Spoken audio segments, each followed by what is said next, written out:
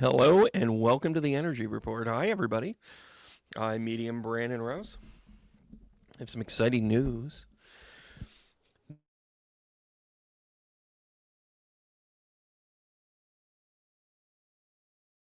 Oh, also, of course, why would it work?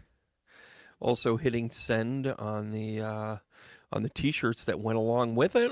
For those of you that have pre-ordered, I'm sorry, but that window is closed. The pre-orders are done. When the books come in, I'll send you off a little note inside. I'll make sure the T-shirts fit. I might even put on the T-shirt a little bit. You know, I'm a medium. The shirt's not a medium. Anyways, it's a joke in there somewhere. But how are you guys doing? What a great show yesterday down in Hudson, New York at the Park Theater. Sold out. Wall to wall people. It was an amazing get together. Incredible souls down there. Great group. I love the theater. They're going through renovations. We're in the front of the house.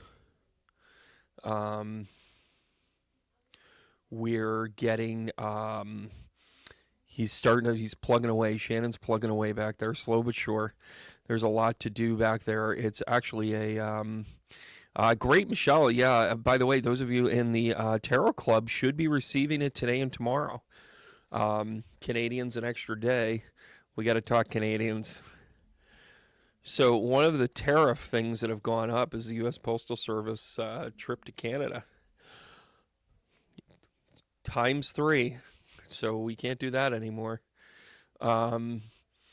Yeah, theater ghosts are kind of a cool thing.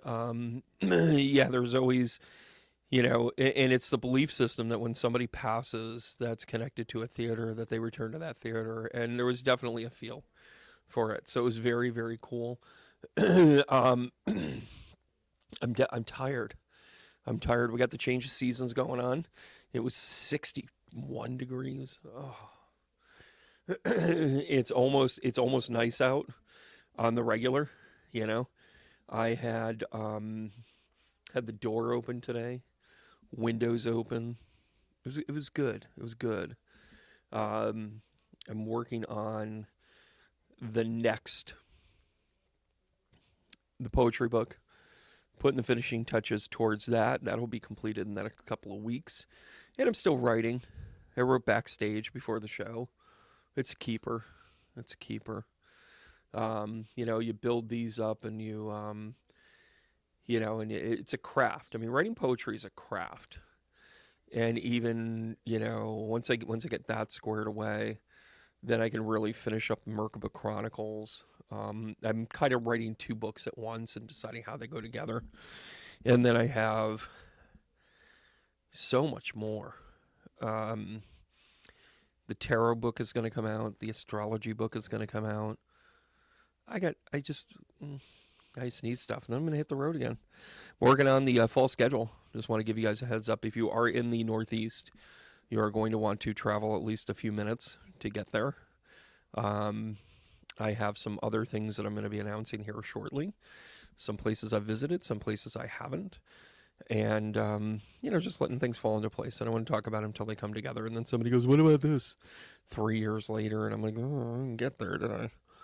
But the energy report's kind of, I didn't prepare a whole lot tonight. Part of it is just, there's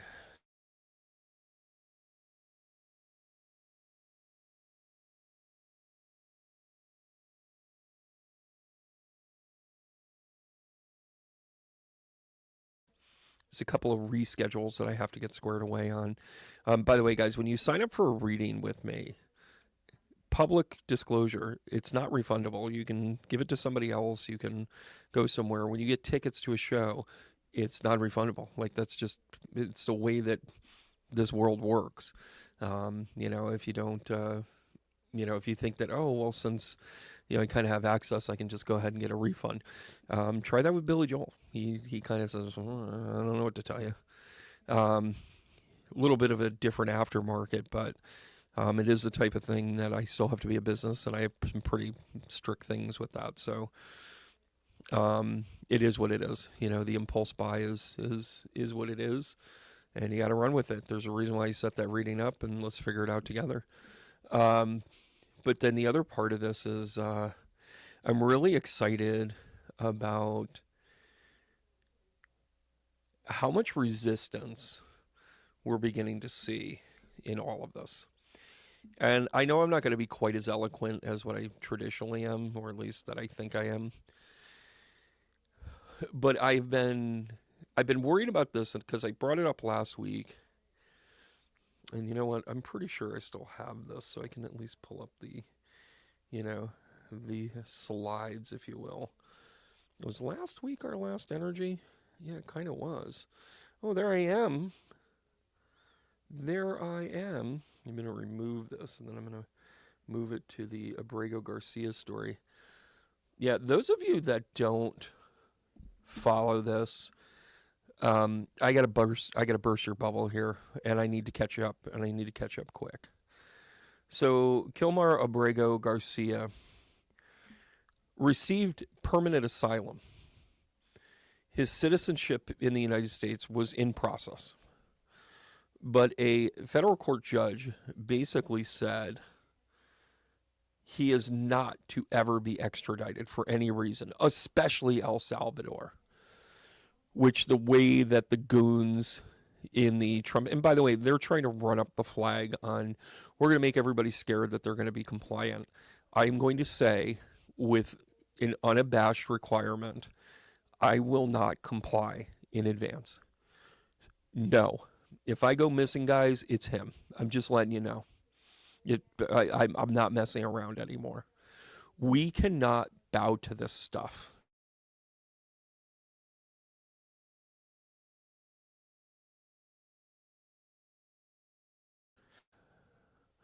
Let me just stick to what we know, right? He is, without a doubt, was illegally extradited to El Salvador.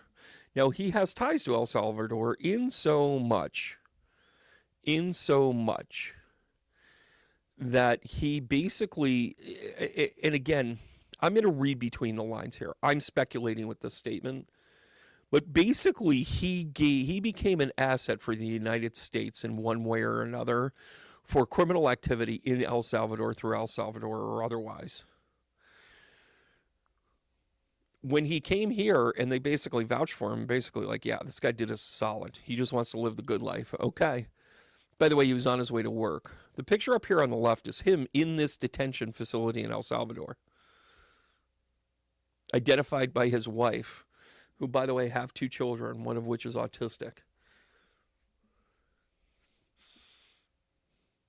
He was routinely checking in with ICE. And by the way, if they really wanted to catch him, they could have just waited for him to come in on his yearly. But instead, they need to make this kind of like, what a horrible thing. By the way, this is what our government is doing. And by the way, before this, I'm going to say this, before you were made aware of this, be well aware that the United States government, when they had a perp that needed to go down, they went and they got him. They weren't kind to them, and they would, if allowed, deport them. This isn't a new story. What's a new story is he received 0 due process. He was on a flight within 36 hours of being detained. Wasn't allowed to talk to a lawyer, wasn't allowed any sort of due process. They were just put on a plane and they took off with him. What the fuck are we allowing in this country if this is what it is? Well, to make it worse, the United States Supreme Court basically said, oh, you can't do that. You didn't give him due process. You've got to go get him. And then they're sitting around going, go get who? The guy that you just accidentally deported to basically a torture prison? Yeah, I don't think we can do that.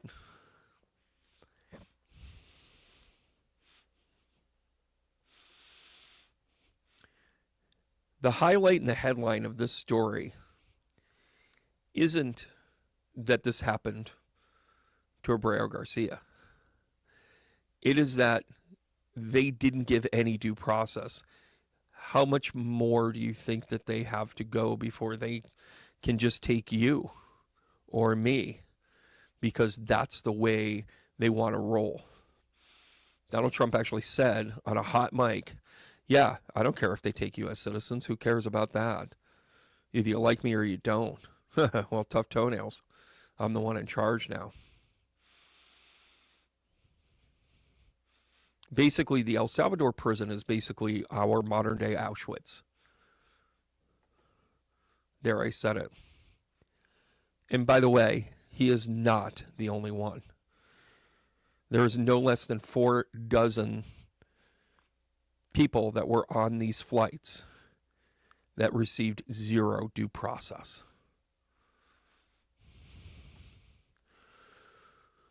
What's our hope? I mean, the United States government is completely in shambles. I mean, and how can you blame Donald Trump? I mean, New York State court can't hold him back. The federal courts can't prosecute him. I mean, he's basically been a scapegoat and been able to be a scofflaw his entire life in one way or another. So why would he start now as the president?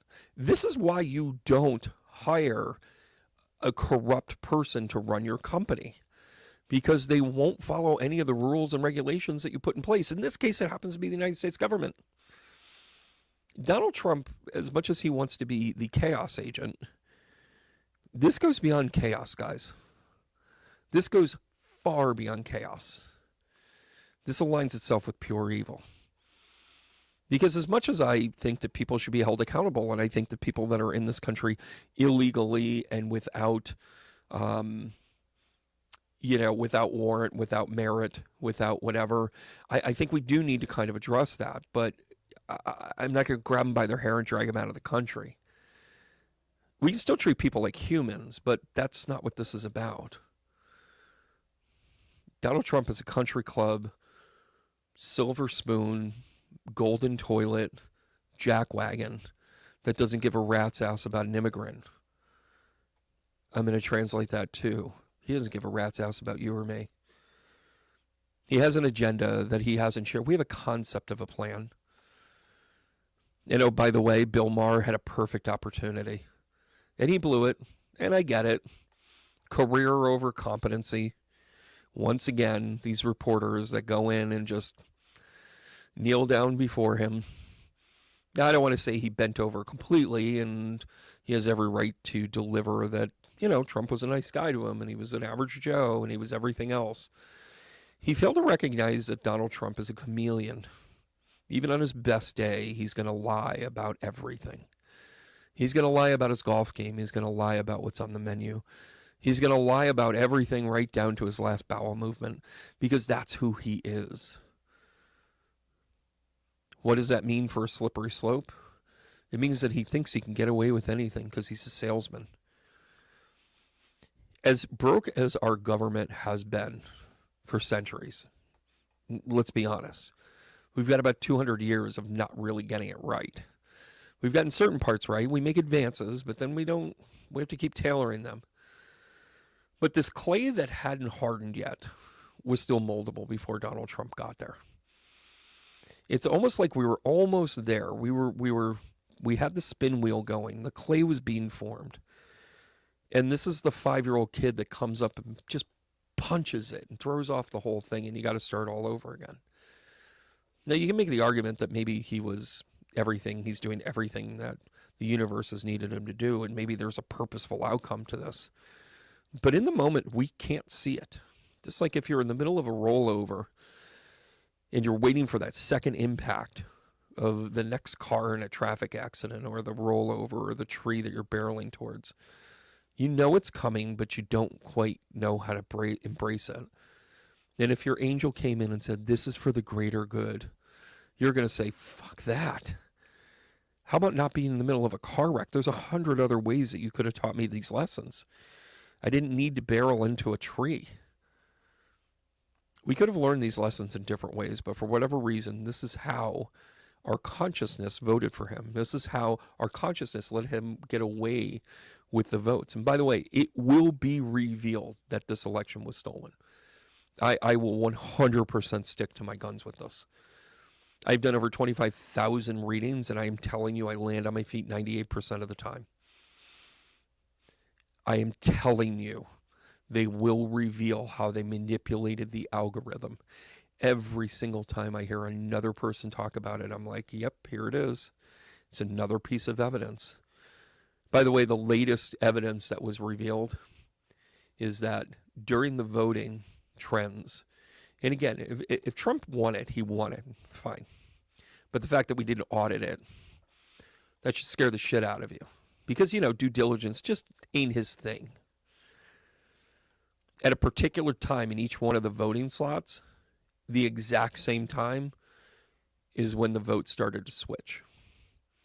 Sounds like an automation, not a movement. By the way, people of Nevada don't do jack shit before noon. Sorry, Nevada. But for some reason, between the hours of, from 9 a.m. to 9:42 a.m., they were very Kamala supporters. But at 9:43, all of a sudden, all the Trumpers decide to wake up. And the algorithm was very specific, and it was a specific and incremental growth. He, so far, has gotten away with this.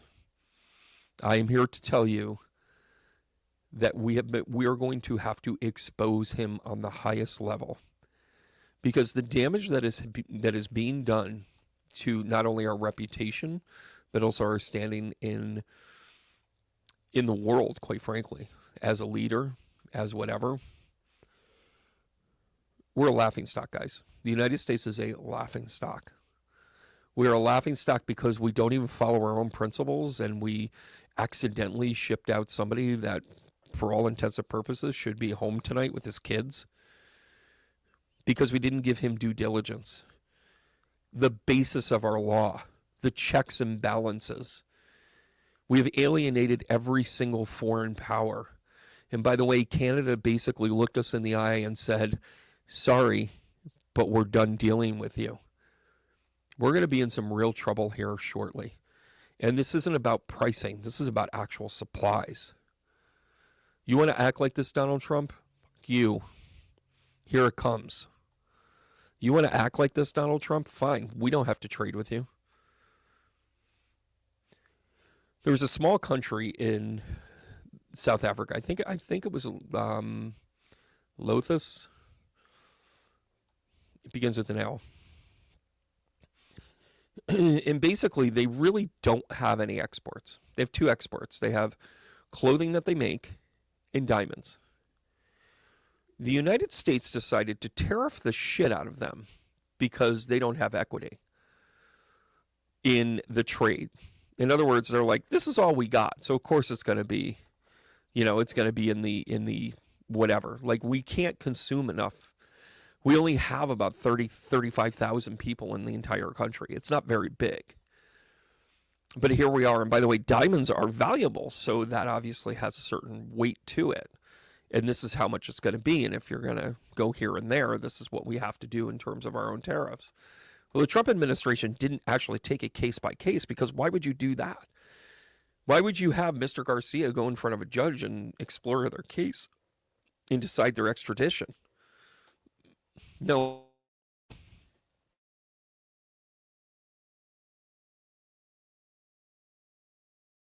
Context. This small country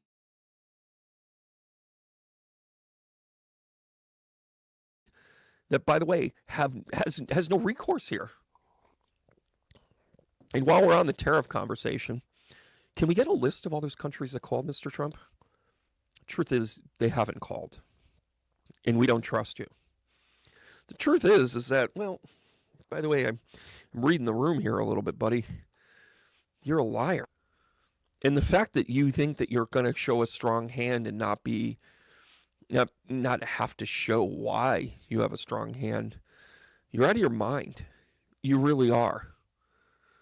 And by the way, to the Trump sycophants that think that we're still uncovering millions of dollars of waste, U.S. aid is no longer sending money to people around the world, and now they are starving, because even if we want to cut ties with them, even if we want to no longer be of that burden, which, okay, fine, I don't agree with that.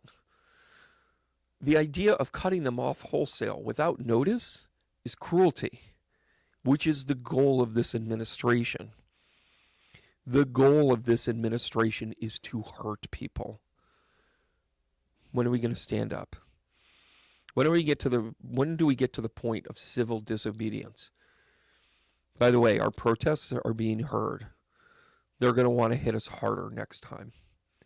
By the way, our boycotts are working. They're beginning to get a little frightened, but not too much, because now they just have another level in their back pocket, because they have a concept of a plan, which is pain, torture, and chaos. Ask Mr. Garcia. That is, if he's still alive. The idea that El Salvador seems to be our way out of all of this should frighten the shit out of all of us. Because the idea that if he was actually going through some sort of process, he would still be within the U.S. borders, and damn well should have. During the Obama administration, during the Biden administration, during the Clinton and Bush administration, the average extradition was up to 125 days. Reason being is because you needed to go through all of the steps and get certain court dates and appeals all in place. And by the way, it was a 50-50 chance that you were going to be extradited. So there was a success rate on both sides of it, that either they would be able to make an argument or deport them. And by the way, I'm using general numbers, but that's about where it landed. The United States government shouldn't be in the business of hurting people. It should be in the business of protecting people. That's what you and I pay our tax dollars for. That's what we expect. That's why we're disappointed by this administration. And by the way, I'm not angry. I'm not violent. I'm clear. We need to start standing up for this in a way that they don't see coming. We need to continue to change the energy and hold our local officials accountable. We're starting to get to them. Recently, there was a town hall meeting that ended up in a shouting match because, quite frankly, the politician couldn't take it anymore. She had a complete breakdown and started to just yell at people. You know what they started chanting? Do better. We're holding them accountable in ways that they don't see coming. We also have to have our inroads to our judicial branch. In a 9-0 ruling, they ruled for Abrego Garcia to come back to the United States. 9-0. So there's hope here. And by the way, 9 in a spiritual number is a moment of elevation. It's a moment of getting ready for the next leap, the end of a cycle. Let's just kind of hope that this is the end of Trump and his moronic ideas. And by the way, Stephen Miller needs to be held accountable. This is nothing short of a war crime, quite frankly. And they're using the discombobulation and the vagueness of effectiveness as a way out of accountability. We did hold him accountable. We didn't vote for him. He broke the rules. By the way, we tried to hold him accountable for January 6th, for falsifying tax records, for rape. For whatever reason, we seem to be skirting all of this because he doesn't respect it. He is the highest law enforcer in the country, and he doesn't hold himself accountable. This is why we sit back and go, you supported Trump. Why? We have to start holding the Trump supporters accountable. You are supporting a man that doesn't follow the rules. They're like, well, people can make mistakes. You're right. But when they make mistakes, they atone for them. They don't double down on the next one. That's what this son of a bitch does. And when you stop me at the border and you run this video and you think for some reason you think you're going to hold me back, I'm a talker. And oh, by the way, silence makes me louder. And oh, I'm not always in my body.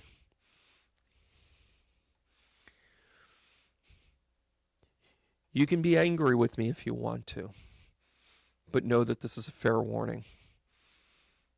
Change your ways or it's coming for you. We had a really good set of rules. We had laws. We had a decorum. And by the way, there were some bad apples and we needed to clean it up. But that wasn't your inroad to do whatever the fuck you wanted, Donald. I'm here to tell you the angels have spoken. They're not impressed. I'm here to tell you that all the nefarious people in the history of the world are sitting back in awe going, you go, boy. Your references are horrible. I'm here to tell you that your family lineage is broken beyond repair. And that's for you to deal with. We need to stand up to this because this is one person's broken path that is affecting everybody in the room. We're not going to sit around and let you destroy what was once really good, but we never called it great. You called it a work in progress. It was clay on a spin that was being formed with patience, kindness. Sometimes we'd have to restructure it. Sometimes we'd have to go in a different direction. Sometimes we'd change our mind with how much clay was being used and how much water was on it. But it was still being in a general direction. You come along and just pound it. Turn it into a lump and ruin everybody else's hard work. That has retribution energy. And I'm not wishing it on you. You called it yourself. When you reconnect to the Akashic Records, I hope you can understand why I'm standing up to you right now. I hope you understand why so many people are about to collectively say no. We're about to use the most powerful word in the English language. And we're not going to quiver when we say it. And we're not going to back down. When one of us is hurt, all of us are hurt. And Sergio Abreu Garcia,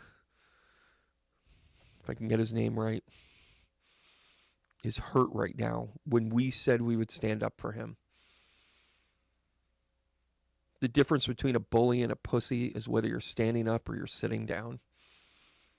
And right now I'm going to ask you to sit down because you're not standing up for anybody.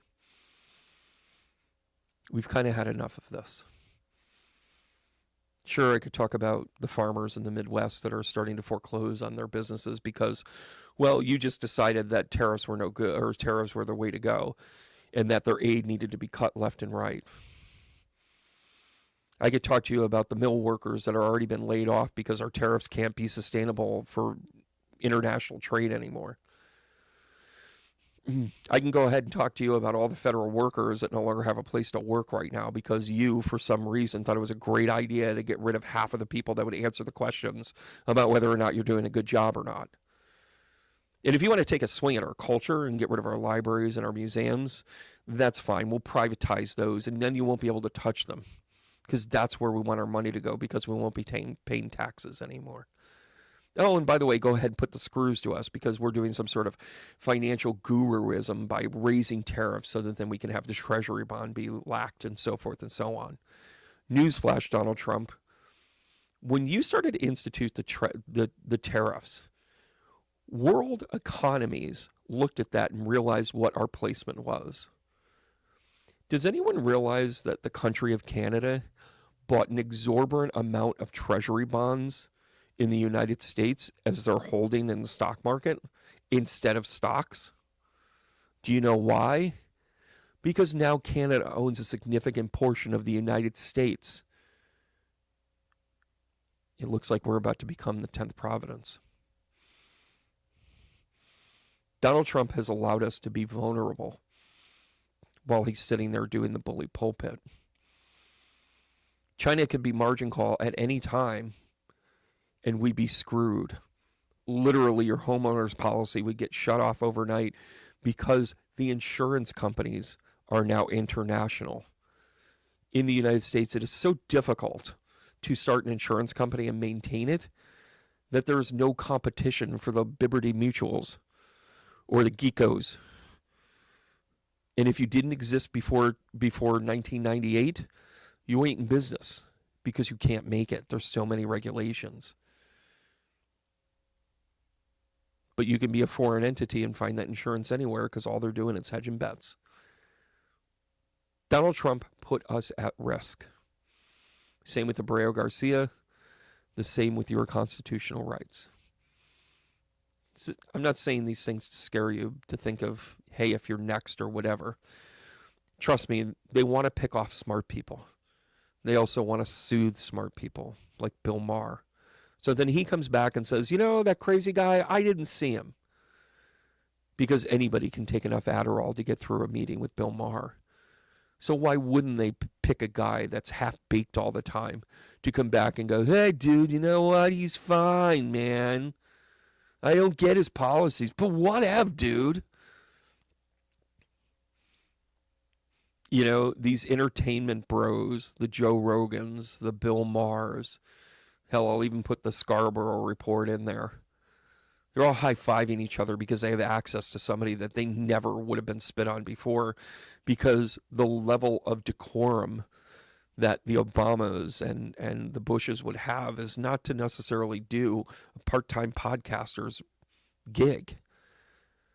Yeah, they would have been on corporate media, and yeah, it would have been spun in its own way.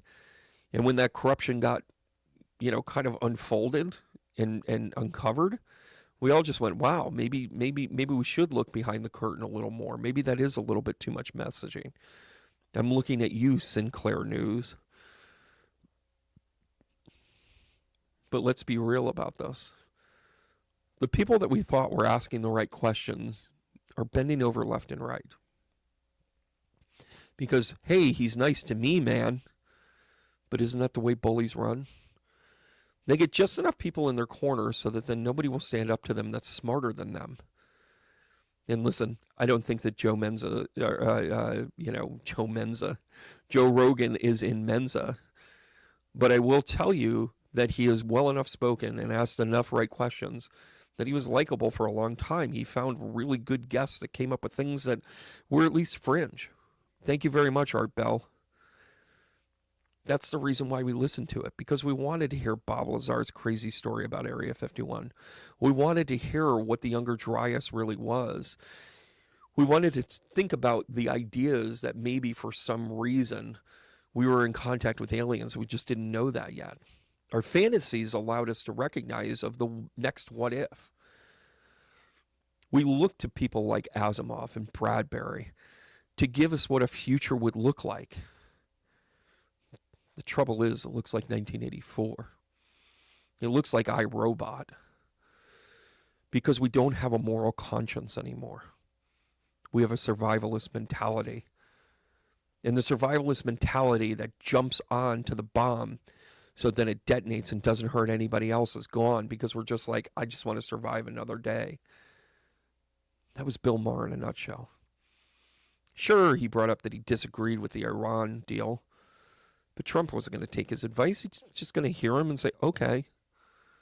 Nothing's going to change his mind, because he's running a playbook called Project 2025.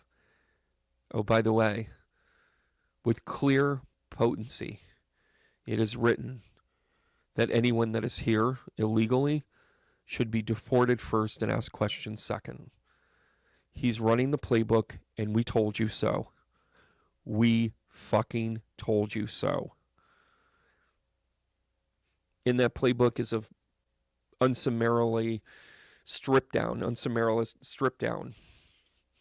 of women's rights, immigrants' rights, marginalized citizens' rights. I'm doing a theater tour because I believe in the arts. I believe in creativity. I believe in expression. I believe that the human spirit is captured in those moments that you challenge yourself and you spit out a soliloquy. Because you have to work hard to memorize those lines, or to be able to get up on stage and use your voice in a way that you never thought that you would do that, right? I stood in a theater yesterday, and there was this man who lost his partner.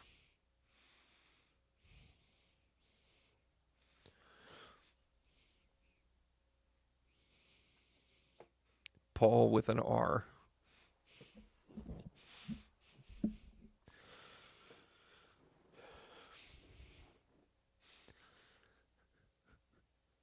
He had his best friend there who was not gay. You're welcome. I hope you're watching. But they were best friends since they were kids, grew up together. So he had this support system, and other people there knew him.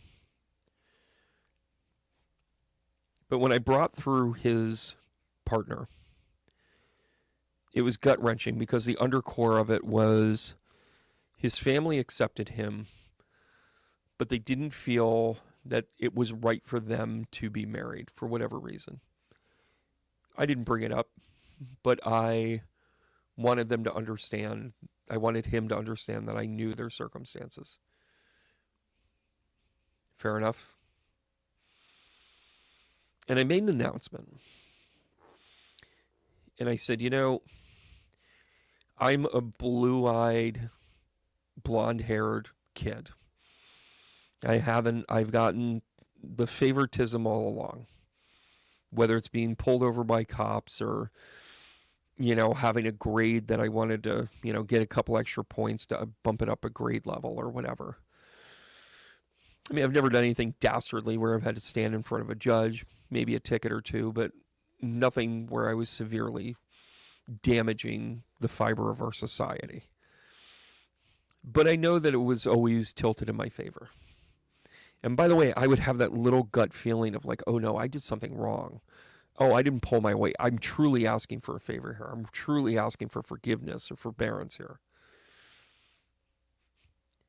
And it was easy to get away with things. Now, good people don't abuse that. But really good people recognize that that's part of your path. And as I stood there in the theater, I calmly explained to everyone, I realize what I look like. I realize who I am.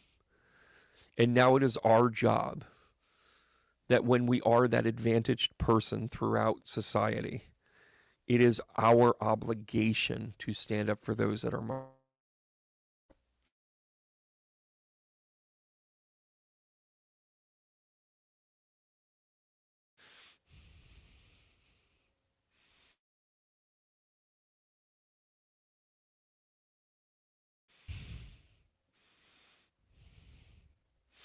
I really need to change this so nobody else can get on it.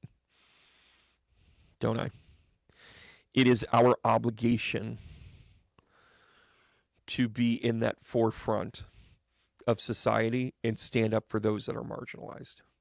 It is now our obligation. For every ticket that you got, go ahead, have a good day as long as you're clean. For every, we're going to put you on the top of the resume pile. Now, I'm not taking away from your qualifications. I'm not taking away the circumstances in which, it was kind of a fundraiser, not necessarily a ticket to get it right. But let's understand something free and clear. Now is the time to stand up for those that are marginalized because they have a playbook about this. And this man right here, Kilmar Abreu Garcia, could be the first. He is certainly not the last. But we need to recognize that this man is every marginalized person in this country, and that is not the world I want to live in. They have been able to expedite him without due cause, due process, or even a fair shake. What's next? We don't like what you said. We don't like that you stood up to us. We don't like that you all of a sudden don't vote our way. We don't like that you're a woman. We don't like that you're not tall enough. We don't like, we don't like hairstyles. We don't like people that wear purple.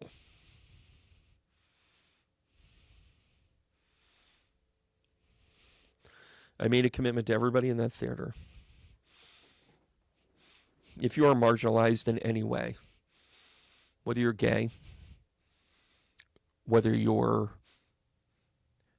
ethnic, whether you are intelligent, not intelligent,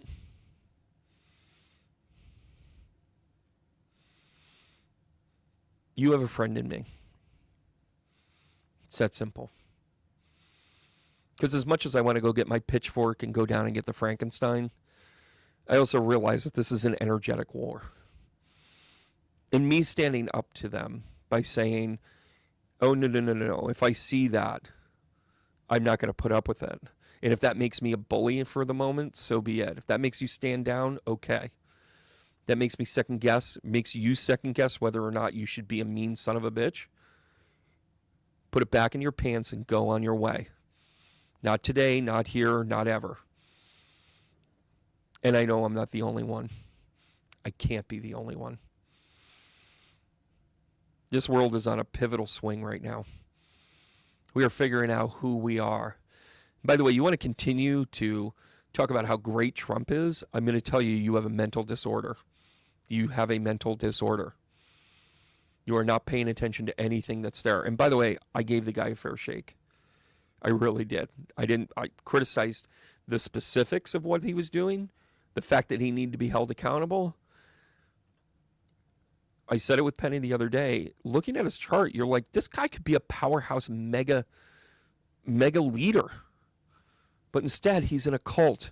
Your Trump friends are in a cult, everybody. Start calling it that. Literally. I'm on a page that's like a hometown-based page. And they're like, we're uncensored here, which basically they're trying to say they can get away with anything they want. And I call it out. I'm like, no, that's not the way it goes. Trump's tariffs are the best ever. No, actually, it's the worst ever. Well, you just wait because you're gonna suffer because we got to do something and blah blah blah.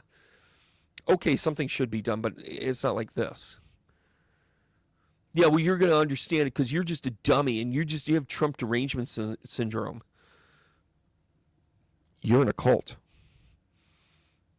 Just answer their question. Answer their statements with, you're in a cult. You are in a cult if you think any of this is okay. By the way, it's why Waco burned, everybody. Right? It's the reason why everybody drank the Kool-Aid. That's what they're doing right now. They're drinking the Kool-Aid. They're waiting for the spaceship to come at Heaven's Gate. They're in a cult. They are in a cult. Treat them as such.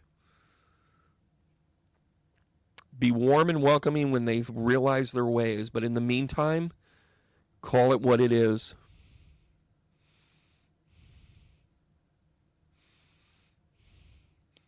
And by the way, I'm done with the criticisms of it. I can see it clear as a bell. Humanity is when you hold somebody's hand who lost her husband and her son a year apart from one another. That's human. That's the human condition. And by the way, if you were at the show, let's all go to Italy. That was a lot of fun. Got to check out my shows. They're a lot of fun. A lot of fun. I need a live audience to do it. But I weave the energy in throughout everybody.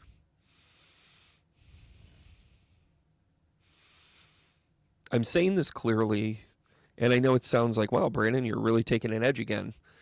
Oh, you were kind of easy going for a little bit. My hope for them to do the right thing is gone. Just doesn't exist. Does not exist.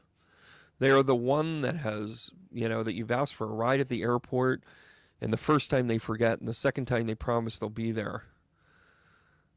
And then the next time they go, oh, yeah, about that. And then you say, why did I ask you the other times?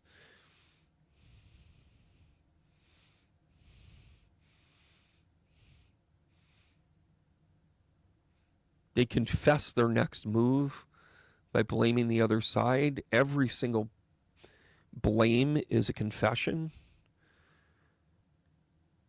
Their patterns are clear. You do not need to be a psychologist to see what this is. They're not good people. They take people that are marginalized mentally and manipulate them, thinking that they are the victims.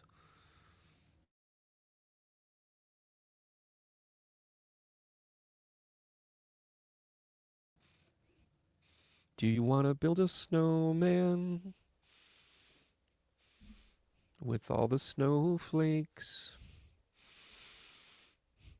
Do you want to top it all off with a comb over and an orange carrot?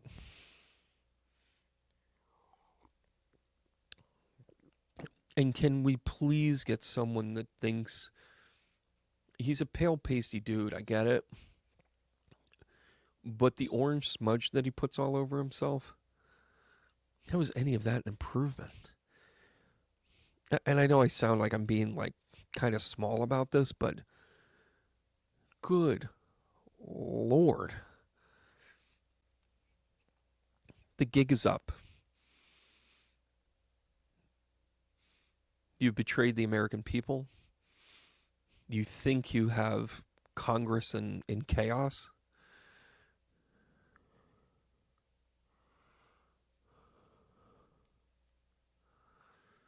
Oh, Julie, that's impressive. What district are you in? My senator answered my email blaming the last administration. I wrote back and said, don't blame them. You won't hear anything back. Yeah, Disney Girl, you got that. Jim, I agree. Deb, good to see you. You know, let's be honest, there is a level of discontent that has to hit a boiling point for this to change. And what do? We're trying to work the levers. You know, Congress, you know, whether it's the Senate or the representatives, like they're just in chaos themselves. By the way, Marjorie Taylor Greene should be in jail right now. She was the one calling out Nancy Pelosi's, you know, huge gains. And by the way, Nancy Pelosi should be held accountable. And all of these people, like when they hit rules that they don't like, they will work to move them out of the way. Right? You know, so many times, I remember I knew a guy that I went to high school with, and he was actually a few years older than me. He was an older brother of somebody I knew. And he was in Bosnia. And he firmly started to say, he said, you know, this was like a localized conflict.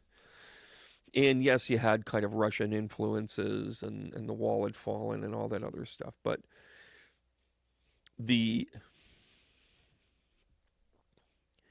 thing he kept saying was if we just let them fight it out themselves and they can rule themselves, and then let's go deal with them and then help them out in that way.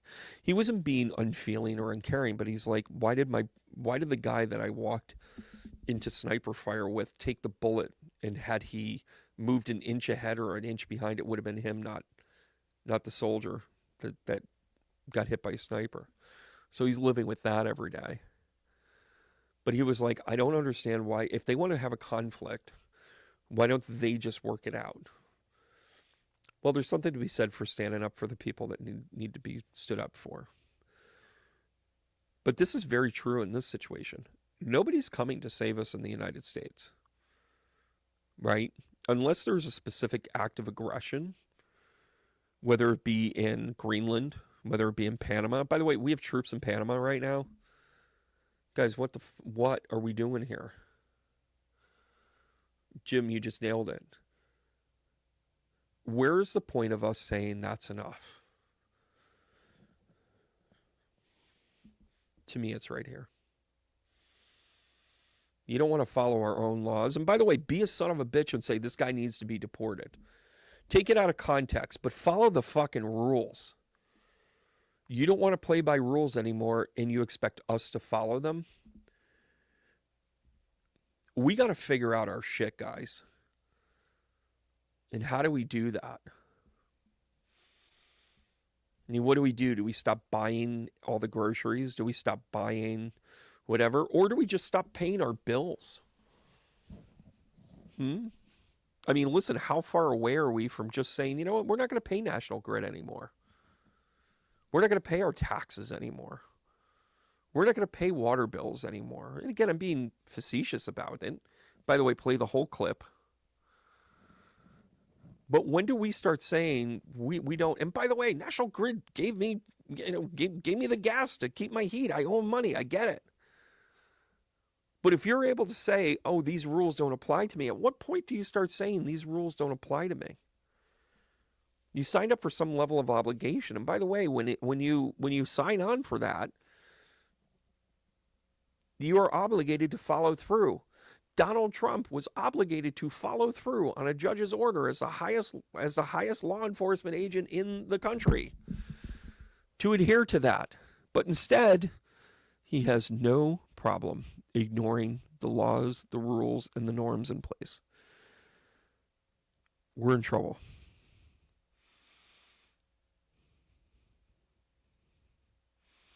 You're right, Julie.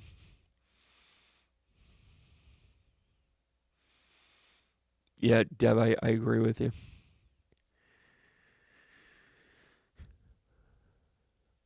Huh. That's interesting, K. Eric, that you were getting credits. We do have to save ourselves, our Renee. Um, yeah, it's funny. Jack Smith. By the way, did you guys know that Jack Smith? I'm pretty sure. I don't know this for certain, but I think Jack Smith went back to the UN and is currently working for The Hague again. Stay tuned. Stay tuned. Um, the laws are for.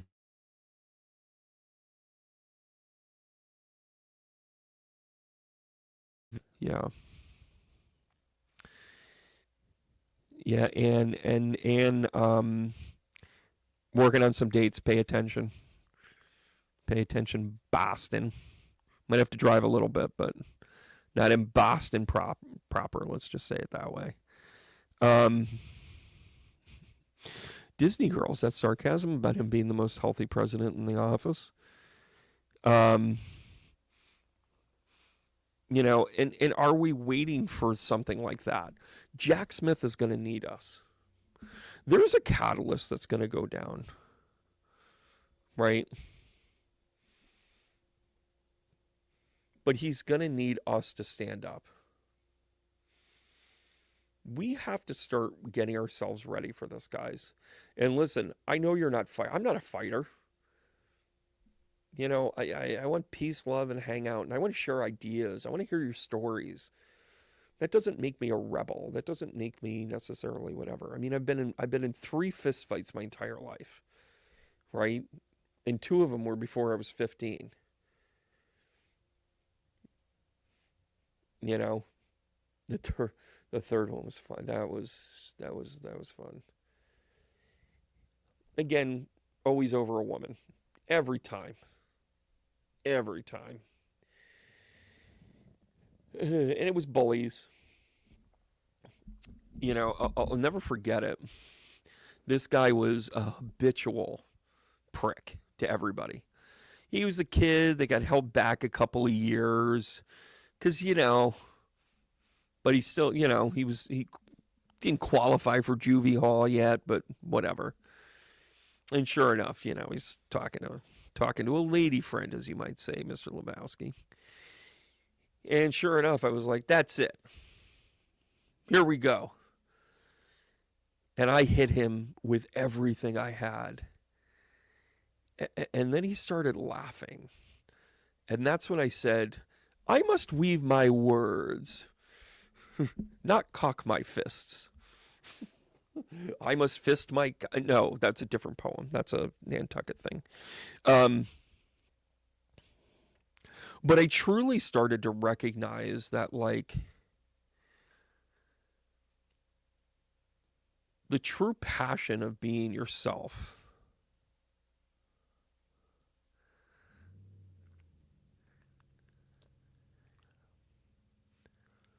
needs to come through the way that you're clean. And when I say clean, I mean you can feel good about yourself. You know that you've done the best that you can. And when you're up to something, most people are like, I'm kind of up to something a little bit here. When I hit him as hard as I did, and he didn't move, it wasn't fight or flight, I'm in a fight. It was, I was relying on standing up to him and having that be the first point where he'd step back and go, you know what, I'm going to respect you here. We took out an English teacher through the whole thing, Mr. Rapazzo, who was 5'0", who was also in the, he always had kind of the Julius Caesar hair, kind of comb front type of thing. And then he would lead in the Shakespearean club. All four of them would get together. Anyways, you know, I got my slugs in. We got separated. We got reported to the office, but we made the bus. And I'm like, all right, I guess I got away with it. You know, I'm getting phone calls and people are coming to me at work and like, did you get into a fight? Did you hit blah, blah, blah, blah? And I'm like, yeah. And they're like, are you crazy? He's gonna punch you back someday. And I'm like, yeah, we'll bring it there. And I'm like counting my teeth going, oh, just taking inventory. And I remember getting in trouble and then coming in the next Monday. And I remember the principal saying to me, by the way, 2 of the fights before I was 16, the principal had the same reaction. How did it feel? Because I was picking the fights against these sons of bitches. So Donald Trump is nothing new to me. Standing up to a Donald Trump is like nothing to me. Right?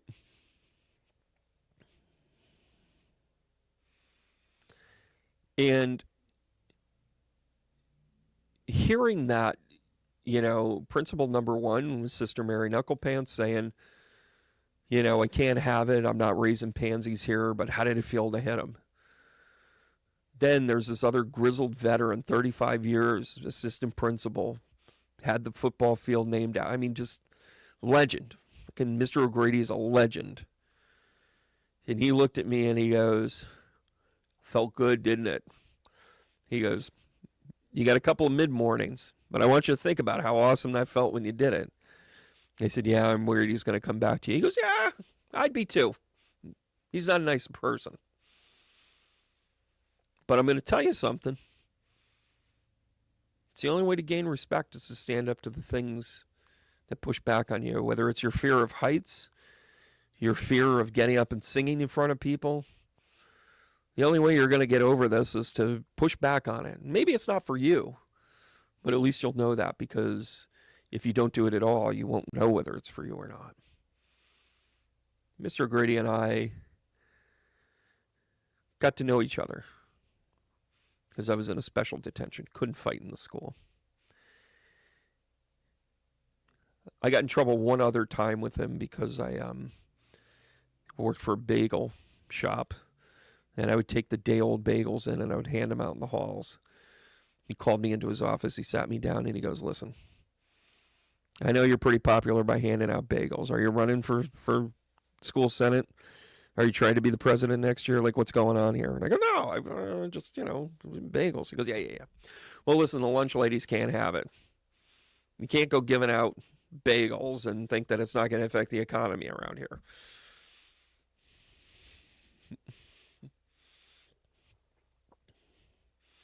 But we started a relationship. And he helped me understand temperance. And of course, I told him why I went after him. And I remember him leaning in and going, she's a pretty girl, Brandon, but you're also pretty, and he punches back. By the way, I'm going to be at Mocha Lisa's on April the 26th. The new book is out. Oh, wait, hold on. The new old book is out. Funny you should say that. It's got a little promo thing on the front of it. By the way, on this side of it, you want to make sure that it's a good one. By the way, Amazon's having a little bit of difficulty with me. Ooh, second edition. I'm going to have that book in hand. By the way, you'll notice that it looks a little different. It's a little thinner. We're saving a tree. We got the typeset right. You're going to wear your glasses anyways. The Carolinas. By the way, on the 5th day of detention, I came in, I had a bagel. And he sat down, he says, I want to tell you, I really enjoy you coming to detention. I've really enjoyed you being here. We had a lot of conversations. By the way, he was also a Revolutionary War buff. He was a Civil War buff. He went and did the reenactments. Little weird thing about Mr. O'Grady. He also had a big Confederate flag in his office, so that didn't age well at all. But he understood it. He feels one of the first people I ever talked about past lives with. He felt like he died in Manassas, Virginia. He was very specific about it. So it was kind of cool. It was kind of fun. And on the Friday, he's like, listen, I've really enjoyed this, you being here all week. He goes, but you do realize that I only gave you 2 days of detention and you've been here all week. See, also my college career. Right? So with that, yes, Tara, it is a good book. Yes, Jim, you do want that one. By the way, we're saving trees by realigning it, firing the old publishing company. I'm not saying go ahead and give them a piece of your mind, but we did 2 things. We made the typeset a little bit tighter. We made the book a little bit bigger so the pages fit better. And then we took out the extra pages that they put in there. There were unnecessary pages. If you look at the first edition, there were unnecessary pages in there. It is going to be live on Amazon next week. More importantly, in May, you will be able to download the Audible. You get to fall asleep listening to me for about 6 hours. It's funny you should say that. Take a simple, gentle, deep breath in. And anyways, what a great way to learn with him, right? So here's the long story short. Even if you supported Trump, if you're still supporting this, you're out of your mind. We're not on the same page. Due process is the basis of our foundation of law. He was given due process. He was given 15 appeals. He was given the grace of this. He was given all of those things. Take. He's taken enough, and it's now time for us to take it back. You've sealed your fate, my friend. May the power of Christ compel you. All right, guys. How about we do a Shuffle Up and Heal tomorrow night? Boy, does it take a lot out of me when I do these really great shows. I'm going to be announcing quite a few more things later on this year. Again, if you're in upstate New York, you're going to want to get to one of my shows. Probably because there'll be a film crew there. Did I say film crew? Yeah, I did. I will be getting a haircut between here and the summer. But in the meantime, photo shoots are coming. I kind of got a cool idea. I think you guys are going to love this. I think you're going to love it. I'm going to love it. I want to thank you guys for being part of my journey. And by the way, Lowell, and how about Lowell? Just thought I'd hand that to you. And also Stockbridge. I'm gonna go. I'm wanting to connect with my old friend, even though I've never met him or had a conversation with him, but I grew up with him in my ear every Thanksgiving, seeing Arlo Guthrie and his space. And Memphis is on the radar for next year. And I think I have to go. I think I have to go to Nashville. Right? Is that what it is? Like, I have to go to Nashville. It's all good. All right, guys. Thanks so much for being part of my journey. Hard taps to you guys. Keep going. Tune in tomorrow night. We'll do some Shuffle Up and Heal. Those of you that are in the Tarot Club, you should be getting your deck either today or tomorrow. We've got the class coming up in a couple of next week, I think. You guys are going to love it. Hard taps, guys. Keep going. Keep going.